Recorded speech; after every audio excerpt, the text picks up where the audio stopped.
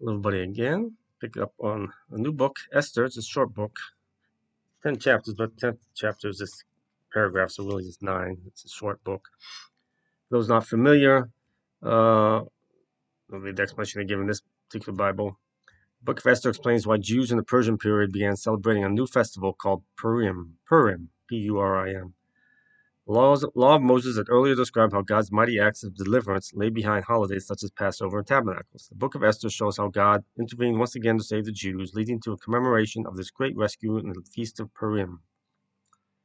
This fast-moving story occurs during the reign of the Persian king Xerxes, most likely Xerxes I, 486-465 BC. It relates the adventures that take place when a Jewish exile named Esther and her cousin and guardian Mordecai work to rescue their people from a plot to destroy them.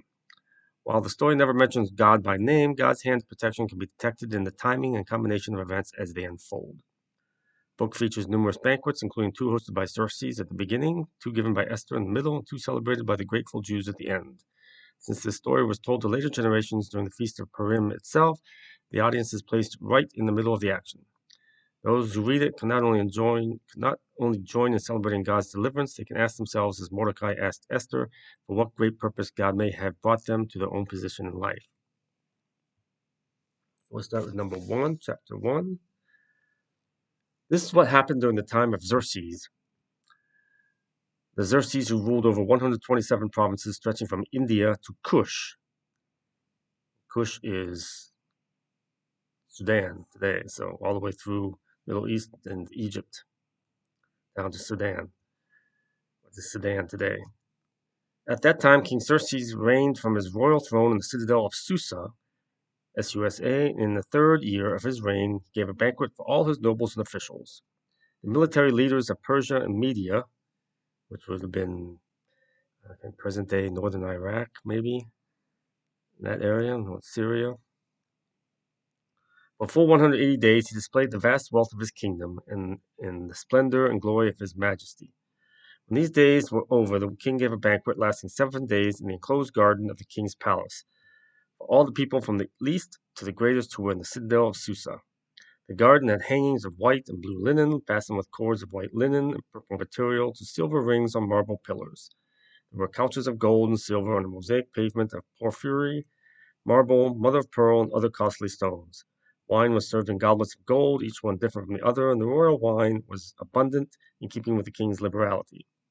By the king's commands, each guest was allowed to drink with no restrictions, for the king instructed all the wine stewards to serve each man that he wished. Queen Vashti also gave a banquet for the women in the royal palace of King Xerxes. On the 7th day, when King Xerxes was in high spirits from wine, he commanded the 7 eunuchs who served him, Mehuman, Bizda, Harbona, Bigda, Abagda, Zetar, and Carcass, to bring before him Queen Vashti, wearing her royal crown, in order to display her beauty to the people and nobles, for she was lovely to look at. But when the attendants delivered the king's command, Queen Vashti refused to come. Then the king became furious and burned with anger. Since it was customary for the king to consult experts in matters of law and justice, he spoke with the wise men who understood the times and were closest to the king. Karshana, Shata, Amata, Tarshish, Meres, Matsena, and Mamukan, the 7 nobles of Persia and Media who had special access to the king and were highest in the kingdom. According to law, what must be done to Queen Vashti? He asked. She has not obeyed the command of King Xerxes that the eunuchs have taken to her. Then Memucan replied in the presence of the king and the nobles, Queen Vashti has done wrong, not only against the king, but also against all the nobles and the peoples of all the provinces of King Xerxes. The queen's conduct will become known to all women, and so they will despise their husbands and say, King Xerxes commanded Queen Vashti to be brought before him, but she will not come. So they think it's okay for them to do so.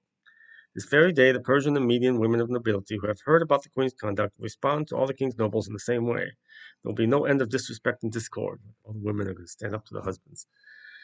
Does it sound familiar? Me Too movement, which is fine, which is great. But this is a very long time ago. Things were a little different. Therefore, if it pleases the king, let him issue a royal decree, and let it be written in the laws of Persia and Media, which cannot be repealed, that Vashti is never again to enter the presence of King Xerxes. Also, let the king give her royal position to someone else who is better than she. Then, when the king's edict is proclaimed throughout all his vast realm, all the women will respect their husbands from the least to the greatest. The The king and his nobles were pleased with this advice, so the king did as Memucan proposed. He sent dispatches to all parts of the kingdom, to each province in its own script, and to each people in their own language, proclaiming that every man should be ruler over his own household, using his native tongue. That's just in keeping the way the world was back then, and for a very long time, and how some want it to be this today, still in places this day. Chapter 2. Later, when King Circe's fury had subsided, he remembered Vashti and what she had done and what he had decreed about her. Then the king's personal attendants proposed, let a search be made for beautiful young virgins for the king. Let the king appoint commissioners in every province of his realm to bring all these beautiful young women into the harem at the citadel of Susa. Let them be placed under the care of Hegai, the king's eunuch, who is in charge of the women, and let beauty treatments be given to them. Then let the young woman who pleases the king be queen instead of Vashti. This advice appealed to the king, and he followed it. Now there was in the citadel of Susa a Jew of the tribe of Benjamin named Mordecai, son of Jair, the son of Shimei, the son of Kish, who had been carried into exile from Jerusalem by Nebuchadnezzar, king of Babylon. Among those taken captive was Jehoiachin, king of Judah, who was a bad king. Mordecai had a cousin named Hadassah, whom he had brought up because she had neither father nor mother. This young woman, who was also known as Esther, had a lovely figure and was beautiful. Mordecai had taken her as his own daughter when her father and mother died. When the king's order and edict had been proclaimed, many young women were brought to the citadel of Susa and put under the care of Hegai. Esther also was taken to the king's palace and entrusted to Hegai, who had charge of the harem. She pleased him and won his favor. Immediately he provided her with the beauty treatments and special food. He assigned to her 7 female attendants selected from the king's palace and moved her and her attendants into the best place in the harem. Esther had not revealed her nationality and family background because Mordecai had forbidden her to do so. Every day he walked back and forth near the courtyard of the harem to find out how Esther was and what was happening to her. Before a young woman's turn came to go into King Xerxes, she had to complete 12 months of beauty treatments prescribed for the women, 6 months with oil of myrrh, and 6 with perfumes and cosmetics. Can you imagine that? And this is how she would go to the king. Anything she wanted was given to her to take with her from the harem to the king's palace.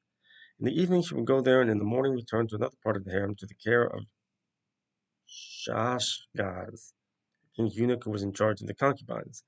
She would not return to the king unless he was pleased with her and summoned her by name. When the turn came for Esther, the young woman Mordecai had adopted, the daughter of his uncle Abihail, to go to the king. She asked for nothing other than what Hegai, the king's eunuch who was in charge of the harem, suggested. And Esther won the favor of everyone who saw her. She was taken to King Xerxes in the royal residence in the 10th month, the month of Tebeth, in the 7th year of his reign. Now the king was attracted to Esther more than to any of the other women, and she won his favor and approval more than any of the other virgins. So he set a royal crown on her head, made her queen instead of Vashti. And the king gave a great banquet, Esther's banquet, for all his nobles and officials. He proclaimed a holiday throughout the provinces and distributed gifts with royal liberality. When the virgins were assembled the second time, Mordecai was sitting at the king's gate. But Esther had kept secret her family background and nationality, just as Mordecai had told her to do so, for she continued to follow Mordecai's instructions as she had done when he was bringing her up. During the time Mordecai was sitting at the king's gate, Bigthana and Teresh, 2 of the king's officers who guarded the doorway, became angry and conspired to assassinate King Xerxes. But Mordecai found out about the plot and told Queen Esther, who in turn reported to the king, giving credit to Mordecai. And the report was investigated and found to be true. The 2 officials were impaled on poles. Ouch. All this was recorded in the book of the Annals in the presence of the king.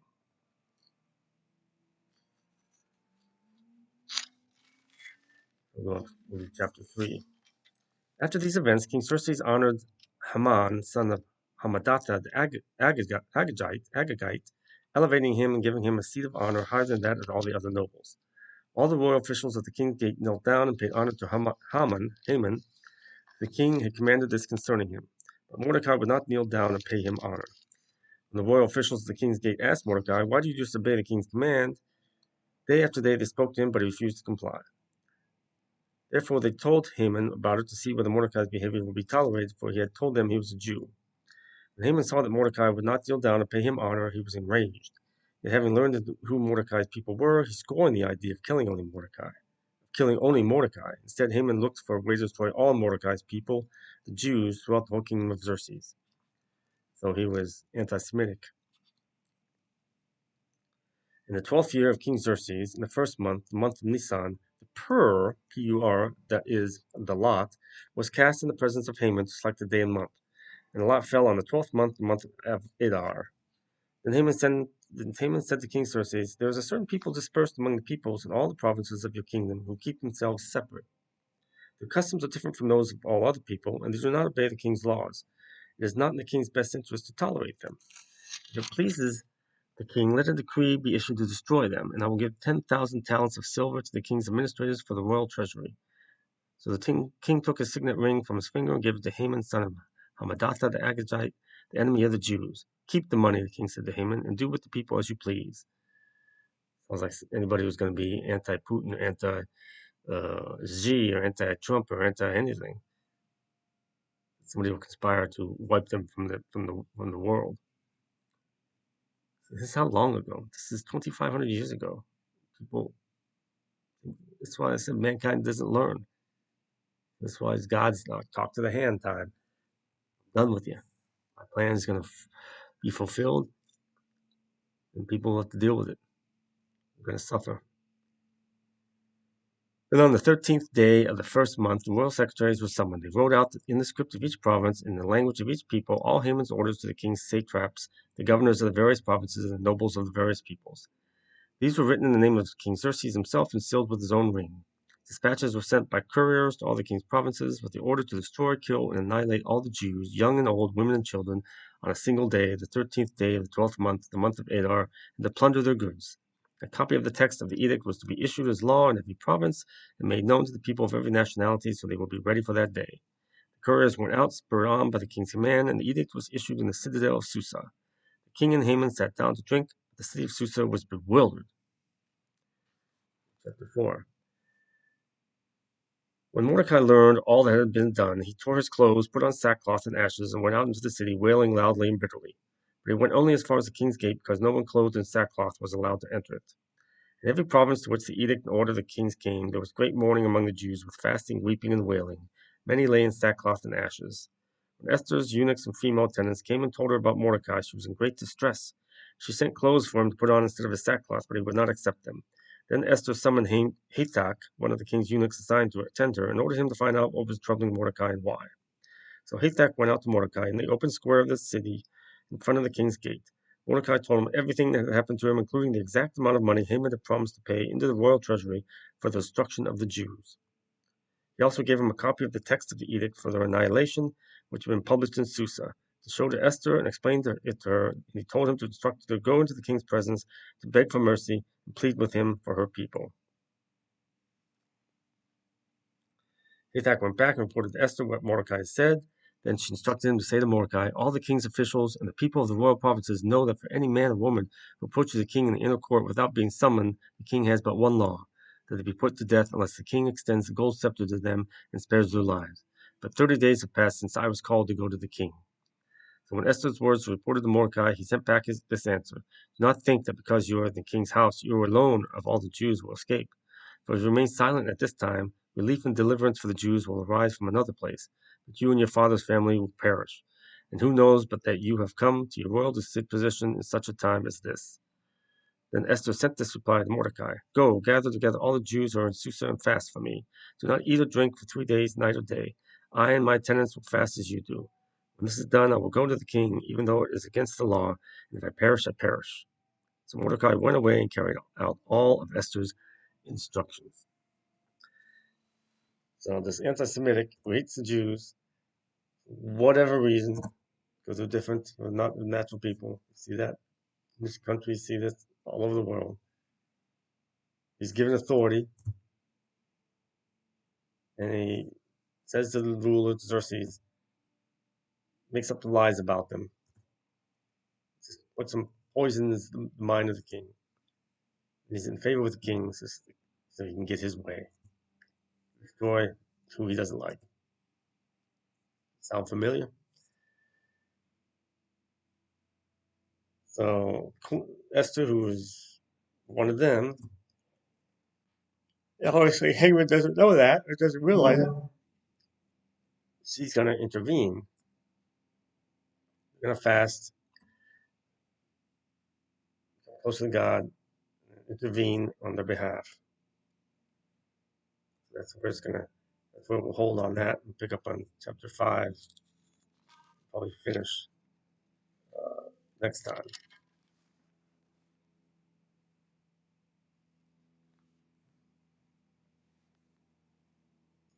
It's such a short book. And see what happens. Many of you might be familiar with the story. You know how it turns out. So, but we see this very similar situation going on today. People do not like certain people. And they influence leaders, people with power and authority, to do away with someone or some peoples that they don't like. It's totally going on today in this country and elsewhere. Always has. So again, you need to ask why God's not going to spare this world. He never was. God foresaw everything. Everything's part of his holy plan. His creation of his souls, all given a chance, over and over, free will choice, to try to learn and grow about him, grow in spirit, return back to him, experience this life. To return back to him, we have to go through the swamps, the mud holes, the briar bushes, the deep, dark forests, everything. We have to go through these trials and tribulations, tests, try to fulfill our purpose, try to learn, pay attention to him, or turn away from him. So it's all, we have to go through all those temptations. Life, the physical plane, to earn that worthiness, that value to him, to return home to him. It's a free will choice. God will never force you, force anything on you, and the devil cannot, not allow. So that's a common purpose for everybody. So, anyways, we'll pick up on chapter 5 on Esther, and after Esther, before Esther, probably another short one of the long prophets. Who is next? Nehemiah. These are some shorter prophets, medium-length prophets, earlier prophets. So stay safe and guard against evil. It's always constantly trying to insinuate itself into our minds, especially with all the social media and the news and sense it getting to you. Back away from it. I know I have to. So peace of Christ. God bless.